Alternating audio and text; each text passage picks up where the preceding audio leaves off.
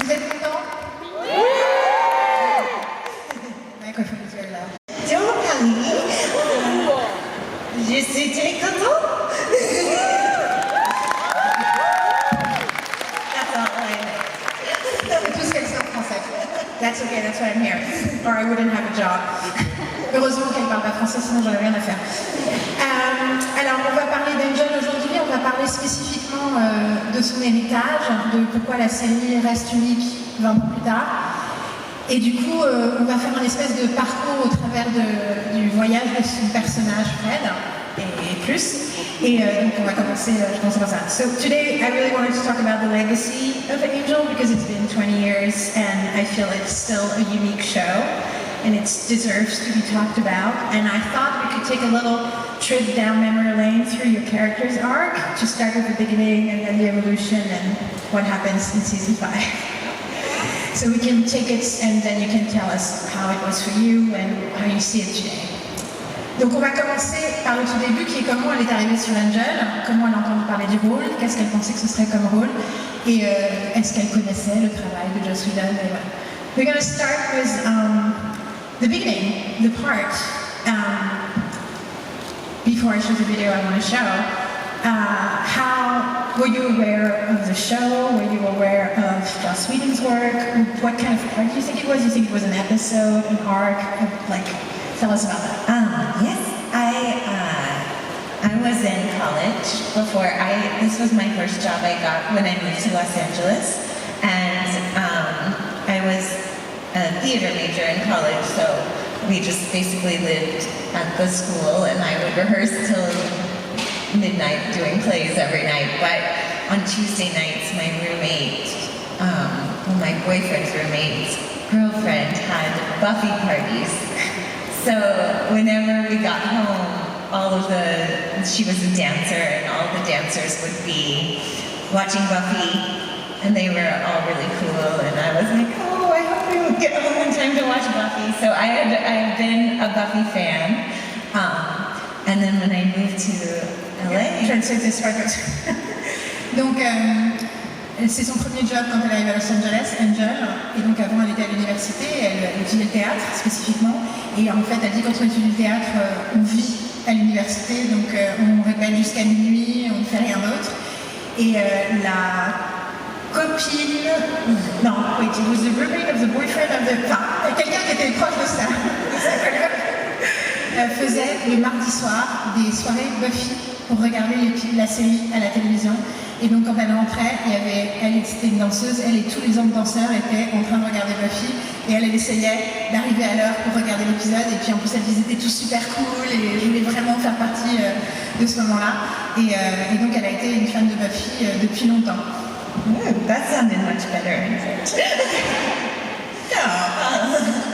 And then, so when I moved to Los Angeles, I only lived there about a month, and I got this audition for Angel, which I didn't know the show Angel as much, but I was a fan, and it was only supposed to be for like 3 episodes of like this crazy librarian, and so the scene was just about just a crazy librarian girl. We'll get to that. So maybe how weird that was as a screen test? Well, because it was my first job, I didn't really know what was weird and what wasn't. Before I started working on the show, I found out that they were looking to introduce a new regular character, and so they told me that this would be the way of knowing if I would be on the show full time. And I think I lucked out because I had just left working at a Shakespeare repertory theater the summer before I moved out, and so Joss obviously is a big Shakespeare fan, and he saw that on my resume, and then he wrote this scene based on Midsummer because of that. And donc je demande, so watching or hearing it right now, how do you feel about the screen test? Like, is it weird? Is it strange? Do you feel like, oh, what are those choices? Or are you just is just a piece of memorabilia. I'm not good at watching myself in general, so this is probably the best angle to see it from.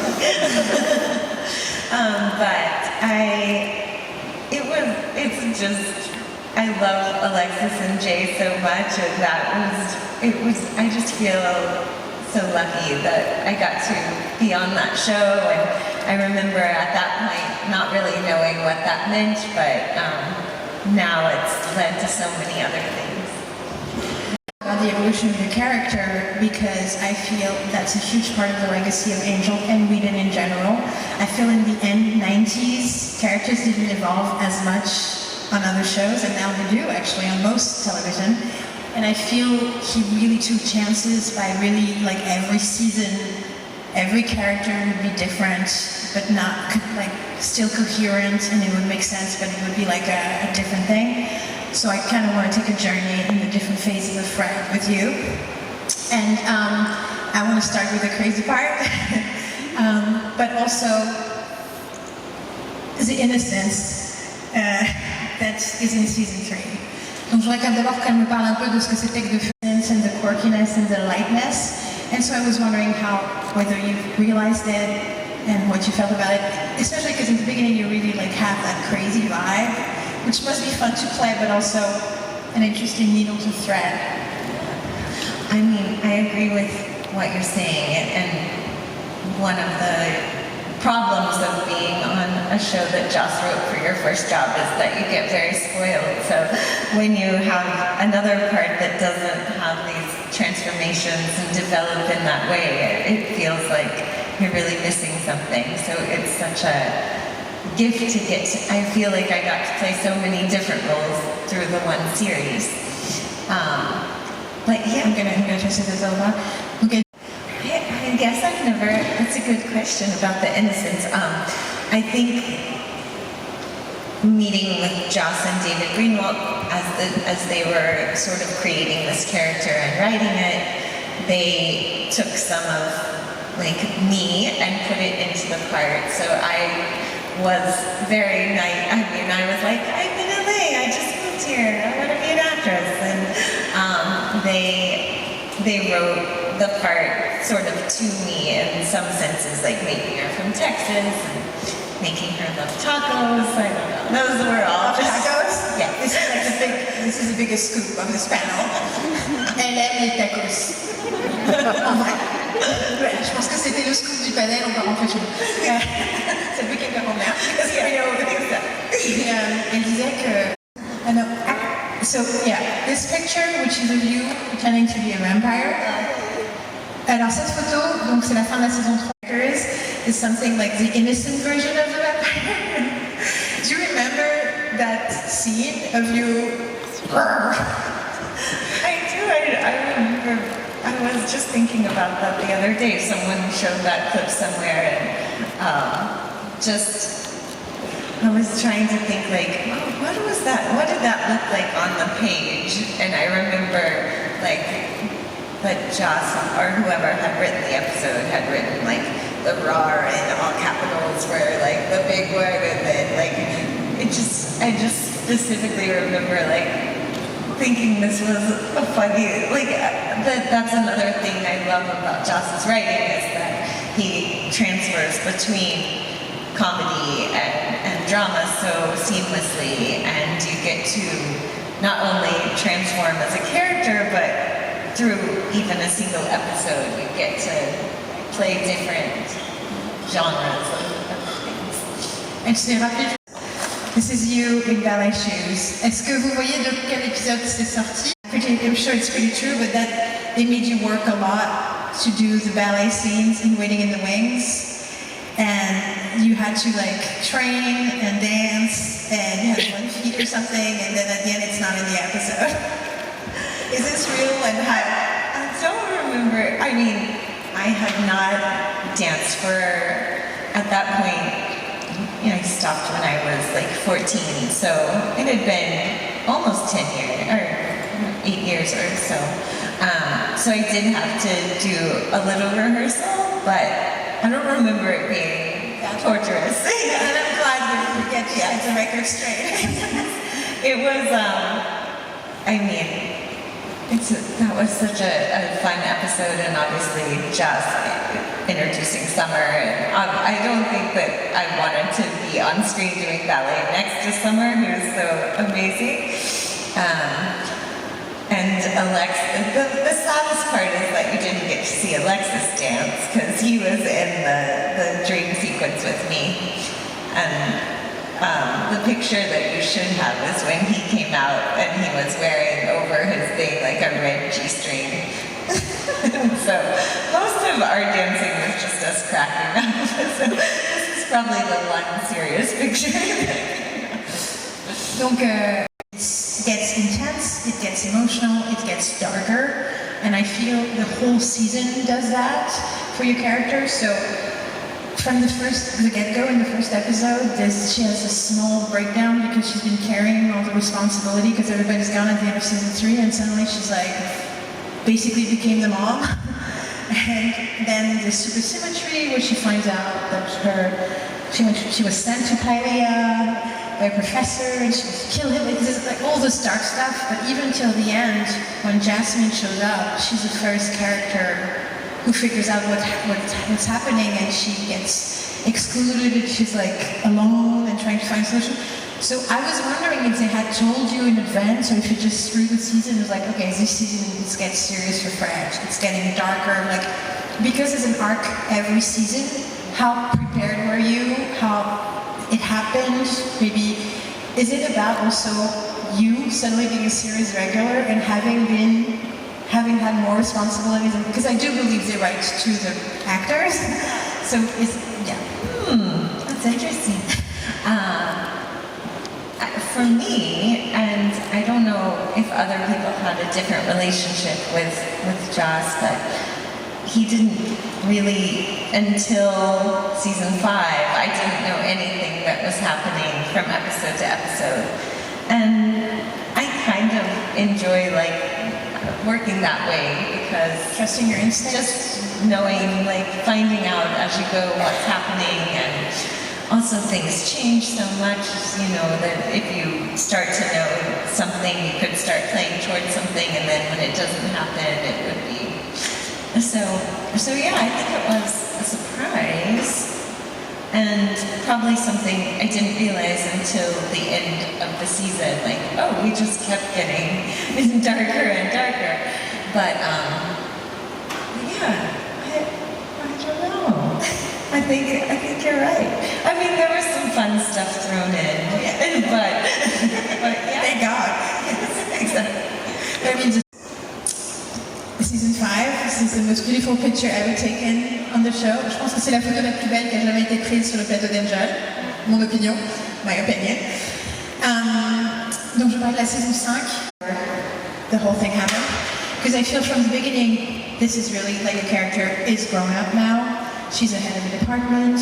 I also feel she's rebelling against the group when she decides to be friends with Spike. For the first time, she was saying, no, I feel this way, and I think this is right, and I'm not gonna follow. And she ends up also choosing the man she wants to be with. And so, in this whole reboot, that was a little bit reboot that was season 5, did you going in were oh, I get to be like a grown-up now, or did you feel that way, or what did you feel? No, I felt, it was interesting because it was all new all around with the new set, and it really felt like we were kind of starting fresh, and part of the reason they had built this set on the stage was just to save money by not going out to different locations. But I think that sometimes when you have to do things to save money, it makes you more creative within the space that you are. So it was exciting to me. It did feel like a new chapter, and that I was, again, going into that season, I had no idea where it was going to lead, so I felt like there was so many possibilities, and it didn't feel like that was the final season either, so it was where is this going to go from here? Effectively, because I guess I'm curious how you felt this was going, especially when we saw the screen test, which was about a love triangle, and how much you thought about that throughout, and how much, like, yeah, just your personal experience of that thing coming to life till today. Yeah, well, for me, I was more thrown off when I got the episode that I was going to be with Gunn, and I was like, oh, I thought I was in love with Wesley already a little bit. So I hadn't really played towards that, which made it interesting because obviously I just innately love Jay, so I'm sure that came off in some way, but I always had felt like she was meant to be with Wesley. Now that I know what happened, I wish I could have been with Gunn a few more episodes. But yeah, it just kind of seemed inevitable, I guess. Perception, because I'm pretty sure, I mean, I know I was invested, I'm pretty sure a lot of fans were invested in relationships, and whether you were aware at the time, because some people in season 3 were like, she should be Ms. Wesley. Like, how aware were you, how aware have you been of how much people care about the pairing or about your character's love life? Well, it was so different. It would be so different now that you can hear everything about what every person thinks. So it felt a little bit like a bubble. It just kind of felt like what we thought was right. And I think season 4 was the first time I did a convention with Angel, and so that was kind of the first time I actually got feedback from fans who, had strong opinions of who Grande should be with. I was like, I didn't write it. Donc en fait, elle dit c'était un agent, the fan lore. It says that you read Lady Macbeth part at a brunch or party at Joss Whedon's house, and he was like, okay, I need to write that. The way she plays Lady Macbeth. I mean, that's the story I heard. Is that... For some reason, I feel like it was a reading of Julius Caesar. Oh, that's even better. That's what I think. Elle pense que c'était pas Lady Macbeth, c'était Julius César, qui serait encore plus intéressant. I don't know if the fans have any, but I believe you. Maybe, we did readings a lot, so it could have been a mixture of the two for all I know. But yeah, that was true.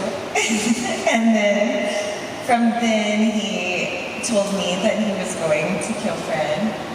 And then he waited a very long time while I just felt sad about it. And then he said, but you're still going to be on the show.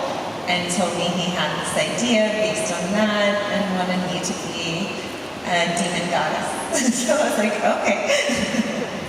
Donc apparemment c'est just know that your performance in an off moment, in something light, like off camera, just between friends, inspired him to create this character. And how does that feel for you? And how does that feel at the time? Was it just great, but also scary? Or yeah. I mean, it's such a rare thing that someone would even take a character and change it in that way anyway, and then to be the person who gets to play that part. I think I was nervous just because it was so different, and I felt like comfortable playing Fred. But because he made the decision quite early, we had a lot of time, and we were able to do rehearsals that you don't normally get to do when you're on a television show. Sometimes you're lucky if you get to rehearse a scene before they start shooting. Sometimes they just start shooting the rehearsal. But we got to, he had written scenes in maybe September. We didn't start shooting Illyria until January, February, so they weren't even scenes that ever made it into the script, but just ideas of what he saw the character. He had Alexis and I go to his house, and we worked on the movements and finding how she moved and choosing the colors and all of that.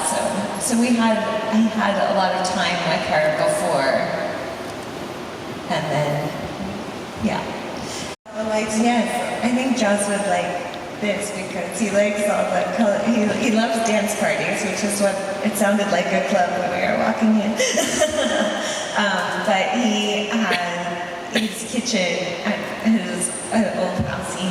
They had installed different, like where you could change the lights to be different colors. So when we were rehearsing the scene, he kept trying it like purple and red, and then when it got to blue, he was like, oh.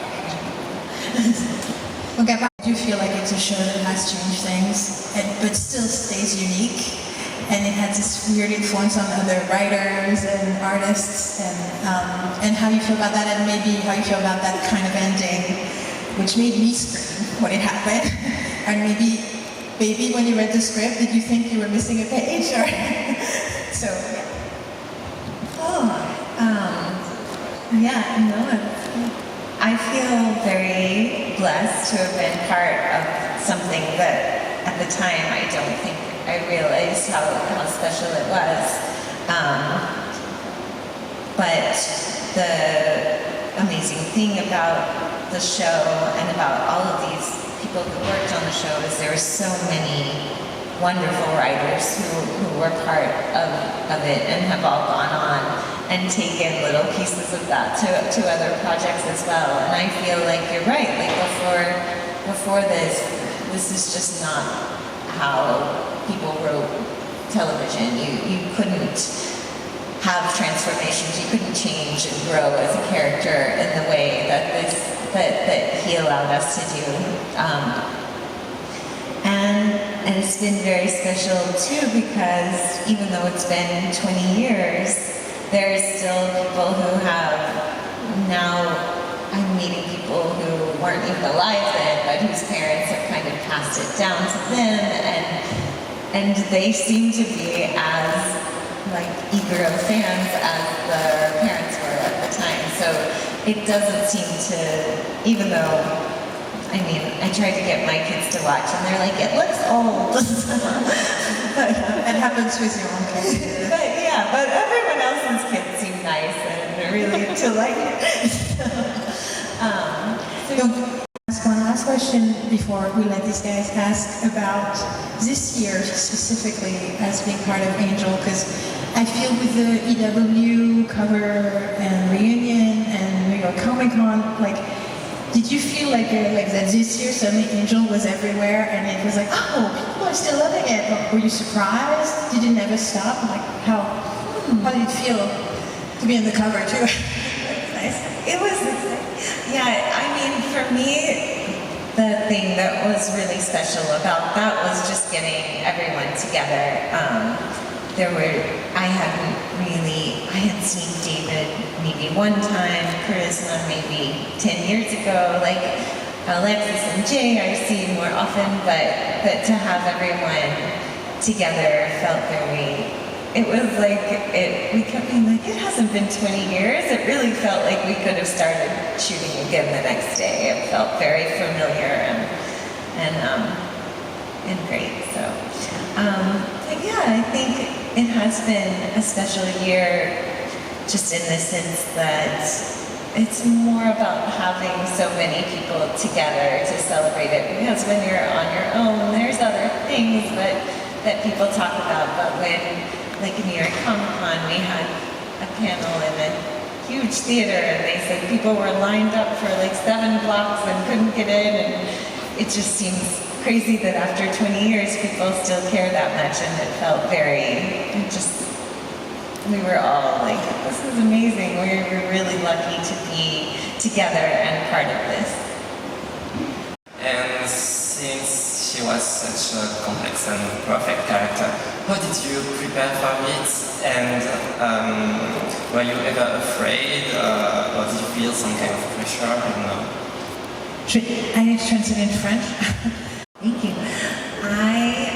I think I had some sort of, was a bit naive going into it all, because when you're in like theater school in the States, probably same here, you know, you get to play all these different characters. So like, you're in someone's play where you're like an 80-year-old woman, and then you're this, and so I was like, just excited, like, oh, you can do anything. You're an actor, you can be anything. And now, 20 years later, I look at a description of something and I'm like, oh, I'll never get that. You know, like you start to kind of place yourself in a way that I feel lucky. At that point, I thought like, oh, it's acting. Yeah, this is what I do. But I think to prepare, there was. It's been so long. I'm trying to think if there is something special. I feel like I was such like a nerdy theater kid at that time that I, you know, broke down every scene. What's my objective? Was doing all of that. But I don't remember something. It's hard to prepare for what you're gonna do when you're friends with a vampire. Yeah, there's no reason with your presence. 15-year-old me is absolutely giddy right now. So it's a two-part question. First, your professional and personal relationship with the Whedon family spans over decades. So if Jed or Josh or both of them called you tomorrow to tell you, okay, we want to partner up again, would you say yes? And second of all, if they told you had free reign over your character, who would you be? What would you do with that character? Donc,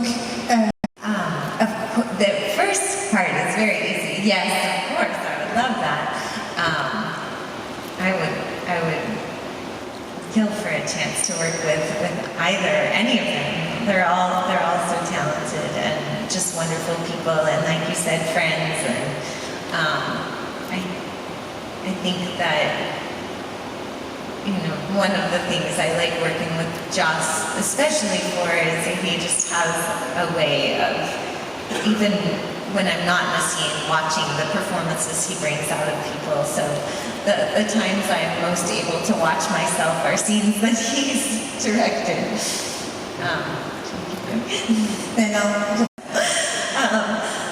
You know, I think the thing which seems kind of along the theme of what we've been talking about today is that I just like characters who are somewhat unexpected, that this is what they do well, is that you think that they're something and then find out they are something else, or they think that they're something and find out themselves that they're something else. So something genre and big and exciting. And then she was wondering specifically about how what you think, like how come you tend to be like a recurring and suddenly you become a regular? Is it happened a few times? So I don't know how you feel about that. And she also wonders if you still talk to the machine. That will make me seem very crazy. And maybe I have to hide that. Let's see, what the first part was. You're good at favorite character. Favorite character. My favorite. Oh, I don't know. It's a hard choice because Angel was my first job.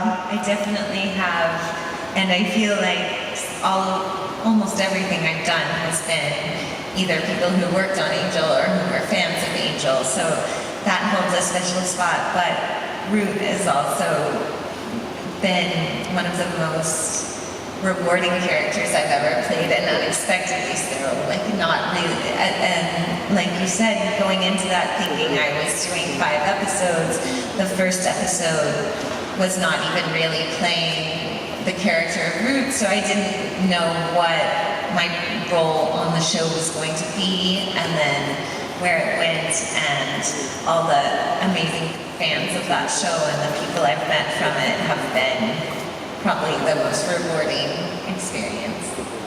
C'est impossible de choisir un rôle. And just to Fred maybe, or Illyria maybe, or... I don't know, I feel like, you know, it was such a good community, and Joss was so amazing about on the hard days, like the scene you're referring to on Wesley's death, and also on Hole in the World, when that day that even if he wasn't because in episodic TV, sometimes you just have a director who comes in who is not part of the show and doesn't really know the characters as well. Maybe it's just doing one episode and hasn't even seen the series, but they come in. And so on the days when I was always afraid they were going to be the hardest and that I was really nervous coming up to, Joss almost every time came in just for that day and directed those difficult scenes. So he was really there to help us get through the stuff that was difficult. Because, I mean, that's probably just because it was the last scene that we shot, was my last scene with Alexis. And I really enjoyed when I got to switch between Fred and Illyria. So that one was fun and sad. I cry every time. I cry every time.